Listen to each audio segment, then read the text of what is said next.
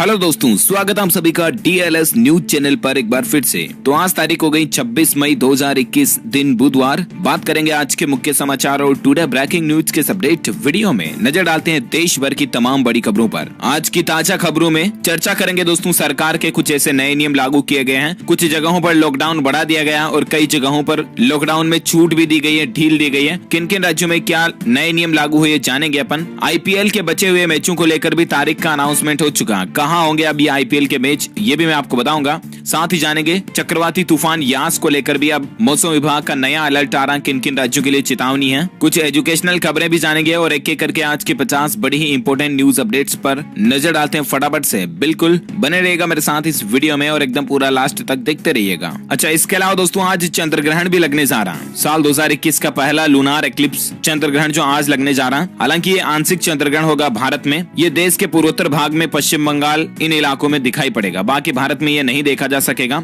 आज वैशाख शुल्क पूर्णिमा बुधवार यानी कि 26 मई को चंद्र ग्रहण लगने जा रहा। इस चंद्र ग्रहण की जो टाइमिंग होगी दोस्तों, दोपहर 2:18 पर ये शुरू होगा, जो कि शाम को 7:19 तक रहेगा। लेकिन ये आंशिक चंद्र ग्रहण होगा, इसलिए इसमें सूतक काल मान्य नहीं होगा। ये चंद्र ग्रहण वृश्चिक राशि और अनुराधा नक्षत्र में लगने जा रहा। इस चंद्र ग्रहण के बारे में ज्यादा जानकारी अगर आप जानना चाहते हैं किन राशियों के लिए ये फायदेमंद होगा, क्या प्रभाव डालेगा किन राशियों पर, तो इसके लिए मैंने सेपरेट वीडियो डीएलएस न्यूज के ऊपर ऑलरेडी डाल रखा, तो उसका लिंक मैं आपको इस वीडियो के नीचे डाल दूंगा, तो वहां पर जाकर के चेक कर लीजिएगा। ओके, और चलिए अब अपन बात करते हैं आज की कुछ प्रमुख 50 बड़ी खबरों पर नजर डालते हैं फटाफट से। आपका बिना टाइम वेस्ट किए सीधे ले चलता हूं पहली खबर में। देखिए आप, अब आरोग्य सेतु ऐप पर आपको कोरोना वैक्सीनेशन का स्टेटस भी मिल जाएगा। सरकार ने इस ऐप को अपग्रेड कर दिया है। दरअसल आपको पता होगा कि साल 2020 में कोरोना संक्रमितों का डेटा रखने के लिए और कॉन्टेक्ट ट्रेसिंग के लिए सरकार ने आरोग्य सेतु ऐप लॉन्च किया था, राइट। लेकिन अब सरकार ने इस ऐप को समय समय पर अपग्रेड किया और अभी हाल के अपडेट में अब इस ऐप में आपको कोरोना वैक्सीनेशन का डेटा भी मिल जाएगा।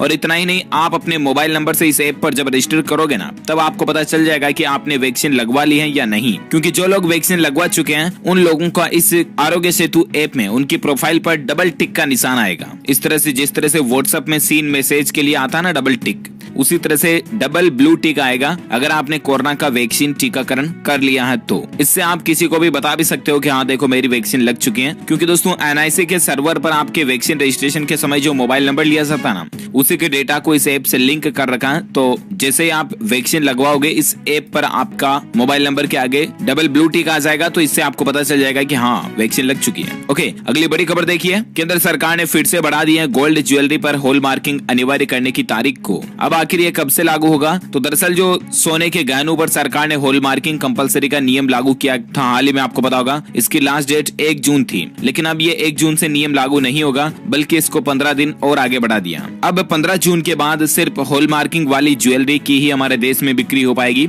यानी कि 15 जून से सभी ज्वेलर्स को, सुनार भाई लोग जितने भी हैं, कोई भी ज्वेलरी बनाएंगे तो उन पर हॉल मार्किंग लगाना जरूरी होगा। फिलहाल इसकी तारीख 15 जून कर दी है। हॉल मार्किंग में कई सारी चीजें होती है, जैसे कि सरकार की BIS छाप भी होती है, सोने की शुद्धता भी लिखी होती है, ज्वेलरी कब बनाएगी इसका वर्ष भी लिखा होता है और ज्वेलर का लोगो भी होता है। तो ये सारी डिटेल सब आपको ज्वेलरी पर देखने को मिलेगी 15 जून के बाद। ओके, अगली बड़ी खबर देखिए दोस्तों, वैज्ञानिकों की रिसर्च में एक नया खुलासा हुआ है कि आखिर मौत के बाद नाक और मुंह में कब तक रहता है कोरोना।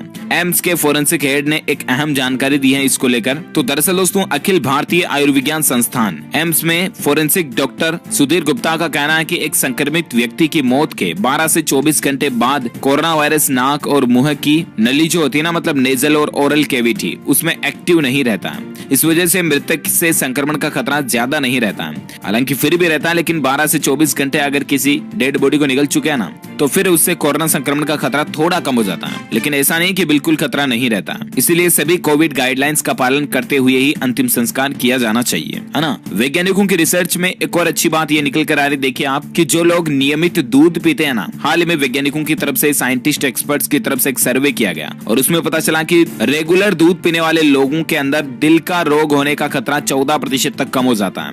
यानी कि हार्ट अटैक, हार्ट ब्लॉकिंग वगैरह, हार्ट की पंपिंग रेट डिस्टर्ब होना वगैरह वगैरह, ये सारी हार्ट से संबंधित कई प्रॉब्लम्स जो है ना, उनका खतरा 14% तक सीधा कम हो जाता है, सिर्फ और सिर्फ जो लोग रेगुलर दूध पीते हैं उन लोगों में। ब्रिटिश वैज्ञानिक और शोधकर्ताओं ने इस तरह का दावा किया।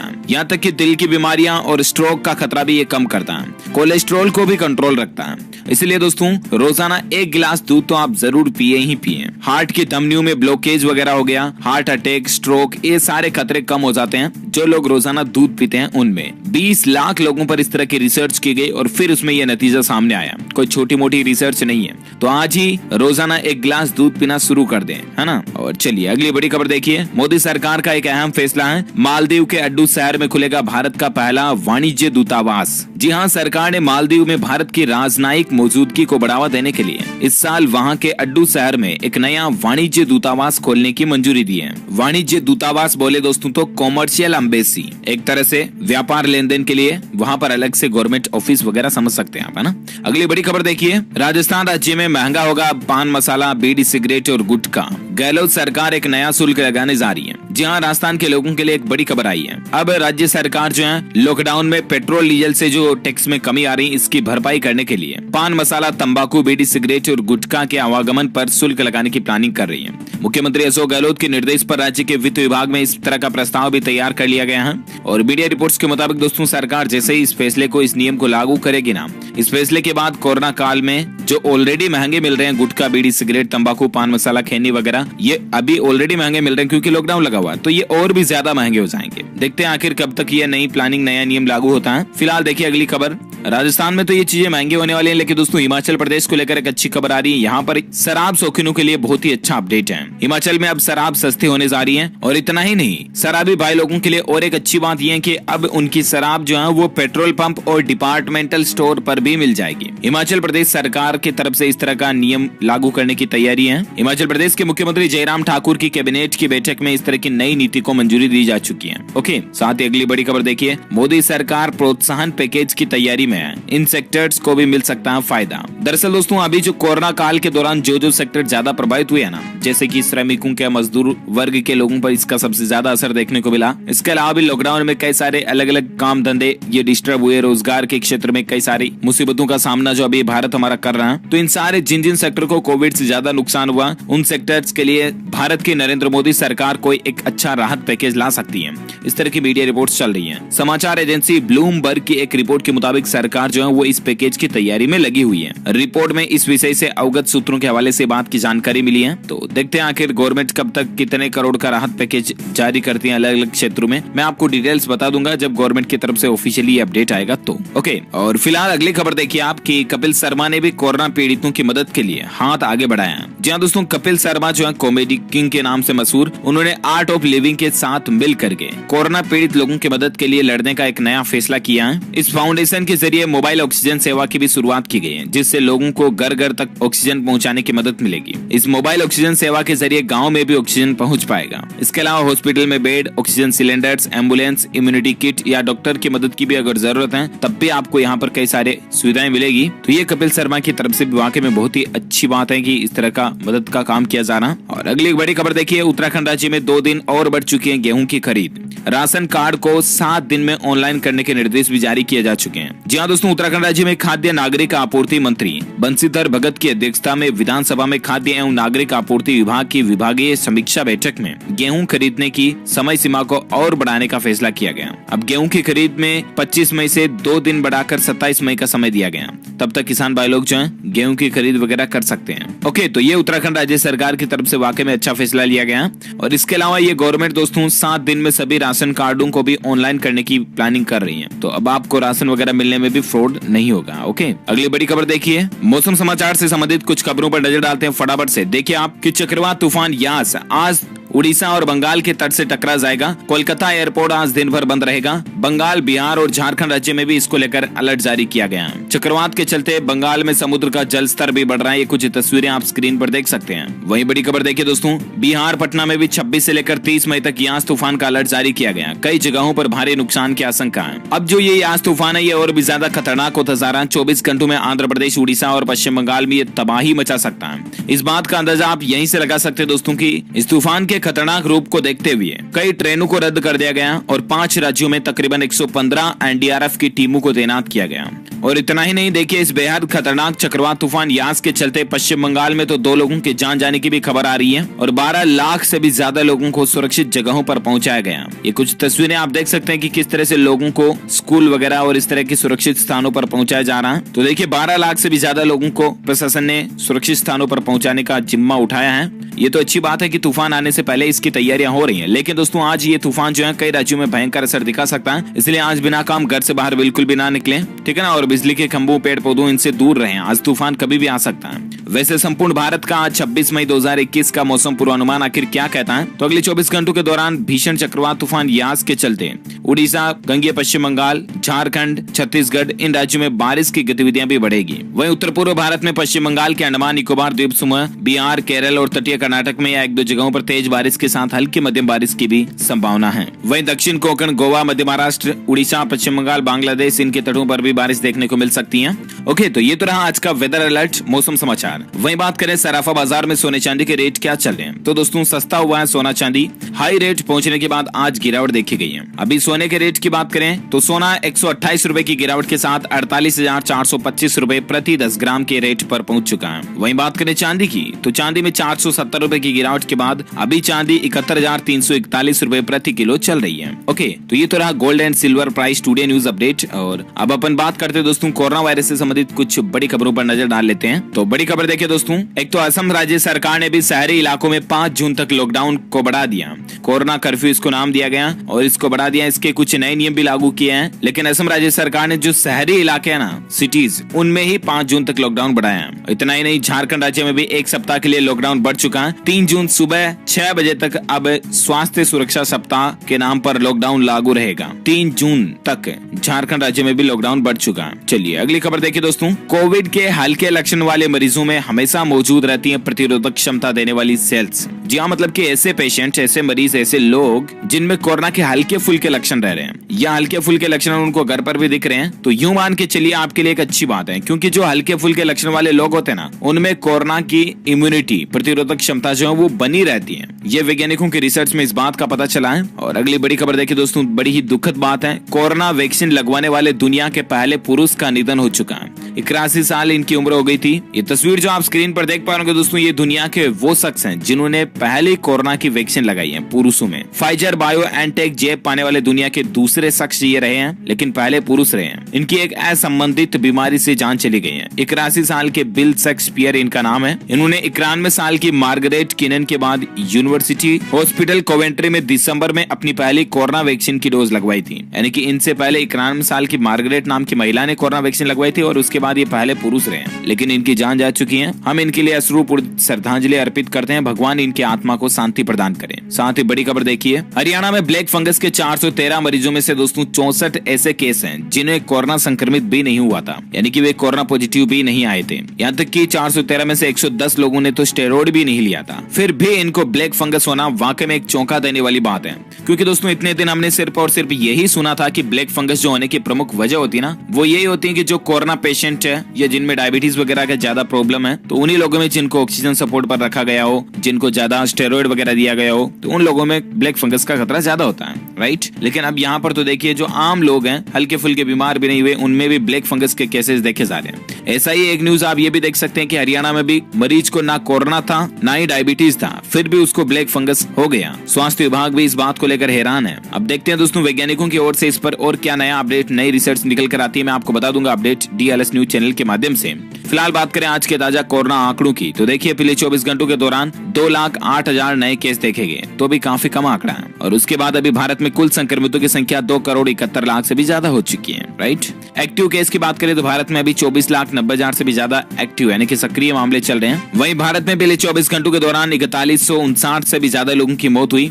और उसके बाद अभी भारत में कुल मरने वालों की संख्या, जो कोरोना से टोटल मरने वालों का आंकड़ा 3,11,000 से भी ज्यादा पहुंच चुका है। ओके, तो ये तो रहा आज का ताजा कोविड डेटा। और आइए अब अपन नजर डाले थे कुछ और बड़ी खबरों में। देखिए ऑटोमोबाइल इंडस्ट्री को लेकर खबर है दोस्तों, रॉयल एनफील्ड अपनी एक नई बाइक भी लॉन्च करने जा रही है। इसको कंपनी ने नाम दिया है स्क्रैम, SCRAM। इससे पहले भी कंपनी ने एक और नाम से बाइक रजिस्टर करा रखी है जिसका नाम है शॉटगन, SHOTGUN। तो बहुत जल्द आपको रॉयल एनफील्ड की बुलेट के रूप में ये दो बाइक्स देखने को मिलेगी। काफी इनकी डिजाइन वगैरह भी यूनिक होगी, देखते हैं कब तक लॉन्चिंग होती है। और इसके अलावा ऑटोमोबाइल इंडस्ट्री को लेकर एक खबर ये आ रही है कि किया ने अपना ऑफिशियली नाम बदल दिया। हाल ही में आपको पता होगा दोस्तों कि किया ने इसका लोगो भी चेंज किया था और अब नाम भी चेंज करके किया ने भारत में जो किया की कार है ना उनके लिए किया इंडिया रखा है इसका नाम, एज ए इंडियन ब्रांच हो गई किया इंडिया। साथ ही अगली बड़ी खबर देखिए, गूगल का ये फीचर आपको बताएगा कि वेबसाइट फेक है या असली है। जी हाँ, अब आप गूगल में जब भी कुछ भी सर्च करोगे ना तो सर्च रिजल्ट के राइट साइड में आपको 3 डॉट्स देखने को मिलेंगे। उन पर क्लिक करके आप उस पर्टिकुलर सर्च रिजल्ट की वेबसाइट के बारे में जानकारी हासिल कर पाएंगे कि कहीं ये फेक तो नहीं, फ्रॉड तो नहीं, इस पर कोई वायरस वगैरह तो नहीं, ये वेबसाइट आपकी पेमेंट डिटेल भी ले सकती है या नहीं, आपकी क्या क्या डिटेल्स ले सकती है, ये सब कुछ जानकारियां जो अब आपको पहले से ही मिल जाएगी सर्च रिजल्ट में। तो ये टेक्नोलॉजी में एक अच्छा अपडेट है।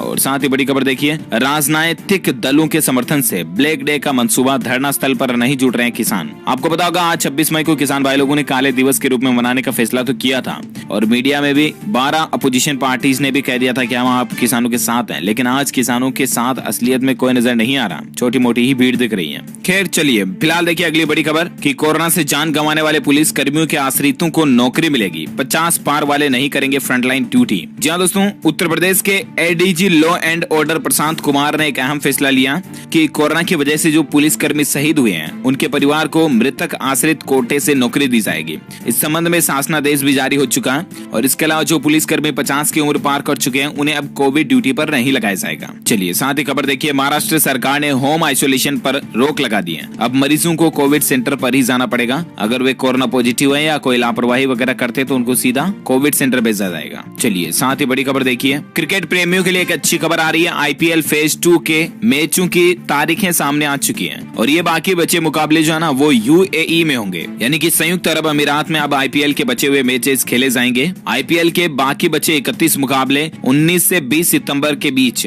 दुबई में UAE में खेले जाएंगे। फाइनल मुकाबला 10 अक्टूबर को खेला जाएगा और रिपोर्ट के मुताबिक दोस्तों भारतीय खिलाड़ी 15 सितंबर को इंग्लैंड से सीधे UAE पहुंचेंगे और भारत और इंग्लैंड के खिलाड़ी एक ही चार्टर्ड प्लेन से जा सकते हैं, इस तरह की मीडिया रिपोर्ट्स आ रही हैं। वहीं बड़ी खबर देखिए, PM मोदी वैशाख वैश्विक बुद्ध पूर्णिमा समारोह को आज संबोधित करेंगे। 50 से ज्यादा प्रमुख बौद्ध धार्मिक नेता भी इसमें शामिल होंगे। तो ये आज प्रधानमंत्री नरेंद्र मोदी की प्लानिंग है। और साथ ही अगली खबर देखिए आप, एजुकेशन न्यूज को लेकर अपडेट है। IIT JAM एडमिशन 2021 के फॉर्म भरने की जमा कराने की अंतिम तारीख को एक बार फिर से बढ़ा दिया। अब 31 मई 2021 तक आप JAM 2021 के लिए एडमिशन फॉर्म भर सकते हैं। ओके, साथ ही अगली बड़ी खबर देखिए आप, छत्तीसगढ़ के 9 जिलों में छूट के साथ लॉकडाउन खुल चुका। रायपुर, राजनांदगांव, धमतरी, बालोद, जसपुर, दुर्ग, बिलासपुर, महासुमंद वगैरह वगैरह जो भी यहाँ पर नाम लिखे हुए हैं, इन जिलों में लॉकडाउन खुल चुका, यानी कि कुछ ढील दी गई है। यहाँ पर अभी भी राज्य के कुछ जिलों पर प्रतिबंध जारी है, लेकिन यहाँ पर इन राज्यों में अब क्या क्या छूट मिलेगी तो इसके एक एक लाइन तो मैं बोल नहीं सकता। टाइमिंग वगैरह की डिटेल्स आप स्क्रीन पर पॉइंट टू पॉइंट देख सकते हैं। ओके,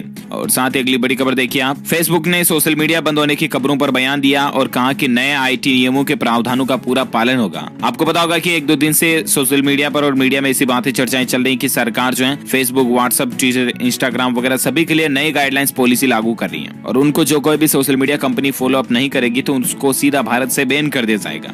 राइट, इसी कड़ी में फेसबुक का कहना है कि हम भारत की जो भी नई पॉलिसी वगैरह होगी उसको पालन करेंगे, इसलिए बैन ना करें। साथ ही बड़ी खबर देखिए, CBI के नए बॉस बन चुके हैं। 1985 बैच के IPS सुबोध कुमार जायसवाल CBI के नए डायरेक्टर बनाए गए हैं। अभी ये CISF के चीफ हैं। मेनी कांग्रेट्स इनको हमारी तरफ से। ओके दोस्तों, तो इसी कड़ी में आज दिन भर की तमाम बड़ी खबरें, मुख्य समाचार, टुडे ब्रेकिंग न्यूज का अपडेट वीडियो ये फिनिश होता है। वैसे आप मुझे नीचे कमेंट करके बताइए कि पृथ्वी पर जलीय भाग का प्रतिशत कितना है। जी हाँ, जिस तरह से अभी ठोस भूभाग जमीन पर आप बैठ करके ये वीडियो देख रहे हो आपके फोन में, वो एक ठोस सतह है। राइट, और समुद्र जैसे जलीय भूभाग है, जल के सरफेस है। तो इस तरह से धरती पर कुल जलीय भाग कितने प्रतिशत है, कमेंट करके बताइए मुझे। जो लोग इसका सही जवाब इस वीडियो के नीचे कमेंट बॉक्स में देंगे ना, वो रैंडमली सेलेक्ट किए जाएंगे हमारी DLS न्यूज टीम की तरफ से और आप जीत सकते हैं एक शानदार सरप्राइज गिफ्ट जो कि गिव अवे के रूप में आप तक पहुंचा दिया जाएगा। इसी के साथ ही अगर आपको ये वीडियो अच्छा लगा तो इसे लाइक करना, शेयर भी करना अपने दोस्तों के साथ फेसबुक और व्हाट्सएप पर। और हाँ, एक काम और करना दोस्तों, DLS न्यूज चैनल को नीचे लाल बटन दबाकर सब्सक्राइब करके बेल आइकन जरूर दबा देना ताकि आपको रोजाना की ताजा खबरें और मुख्य समाचार तुरंत आपके मोबाइल पर मिल जाएंगे।